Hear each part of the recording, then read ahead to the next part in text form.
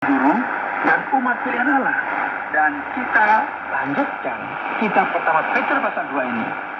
Mereka tersandung padanya karena mereka tidak taat kepada firman Allah, dan untuk itu mereka juga telah disediakan. Namun setiap orang yang percaya kepada Kristus, setiap orang yang telah memiliki sebuah kehidupan baru karena percaya kepada Sang Mesias yang telah datang ini, kamulah bangsa yang terpilih, imamat yang rajani, bangsa yang kudus, umat kepunyaan Allah sendiri, supaya kamu memberitakan perbuatan-perbuatan yang besar dari Dia yang telah memanggil kamu keluar dari kegelapan kepada terangnya yang ajaib. Ya, ini merupakan sesuatu yang sangat menarik, saudara.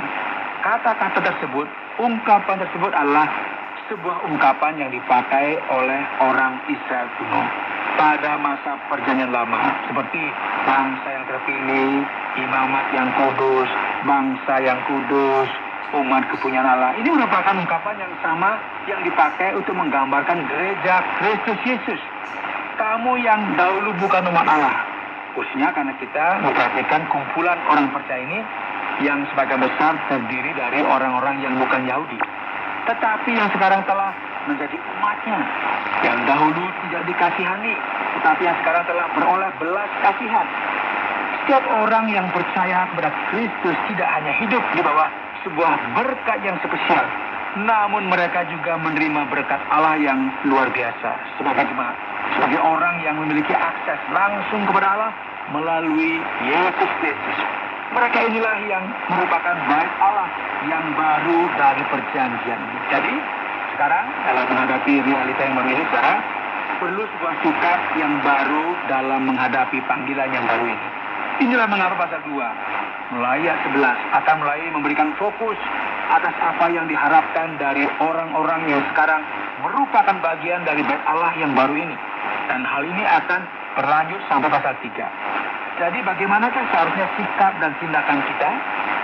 Saudara-saudaraku yang kekasih, aku menasihati kamu supaya sebagai pendatang dan perantau, kamu menjauhkan diri dari keinginan daging yang berjuang melawan jiwa.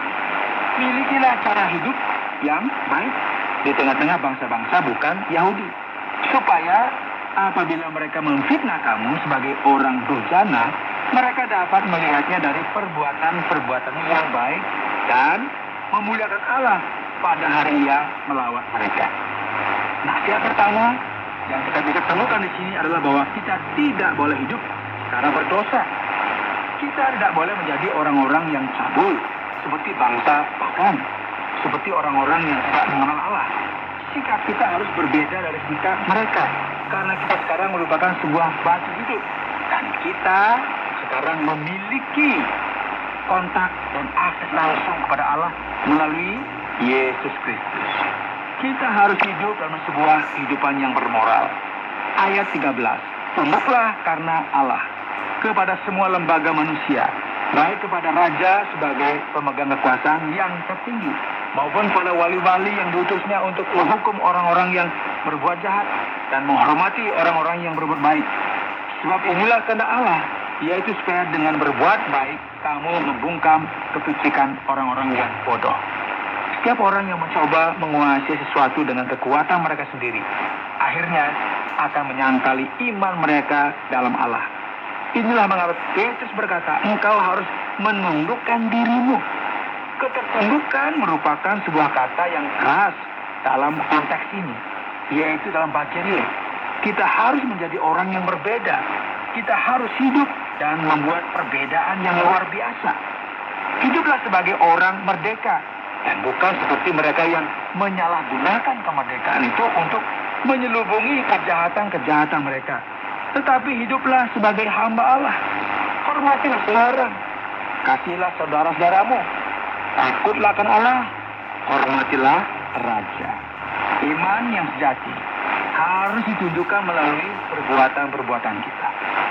Apa yang kita lakukan menyatakan apa yang kita percayai.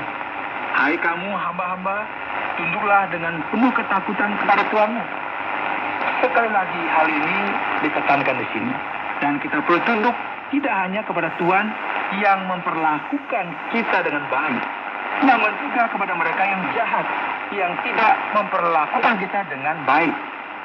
Jadi mudah sekali untuk kita memperlakukan dengan baik orang-orang yang memperlakukan kita dengan spesial. Ya, setiap orang bisa lakukan ya. Perbedaannya adalah ketika kita bisa bertindak secara positif. Ketika kita menghadapi orang-orang yang keras, yang berlaku kasar kepada kita. Inilah perbedaan kekristenan dalam perjanjian baru, saudara. Sebab adalah kasih karunia. Jika seorang karena sadar akan kehendak Allah menanggung penderitaan yang tidak harus dia tanggung. Mari kita perhatikan.